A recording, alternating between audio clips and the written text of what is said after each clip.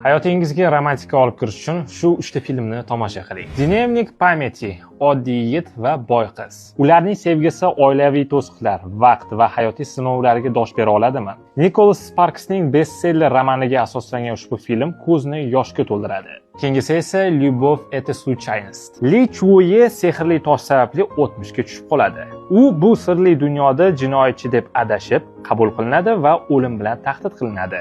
Yunvey villasining rahbari Li Chuyeni josus deb o'ylaydi va uni qatl qilishga buyuradi. Ammo qizning aql zakovati va mahorati uni qiziqtirib qoladi. Shu joyda Li Chuye tirik qolish uchun soxta nikohga rozi bo'ladi. U o'zini Qingzao rafiqasi deb ko'rsatadi va bu unga himoya, qulaylik va imkoniyatlar beradi.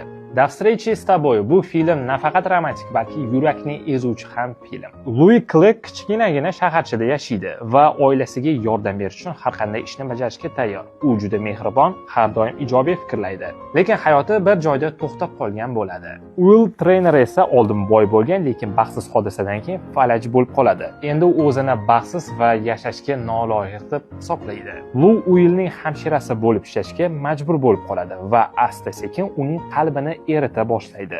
Bu film shunchaki sevgi qissasi emas, balki hayot, taqdir, olganda mana shu voqealarni o'zida ochib bergan ajoyib film. Ko'rishni tavsiya qilaman. Bu kinolardan qaysi birini siz umuman ko'rmagansiz? Fikrlaringizni kommentariyada qoldiring.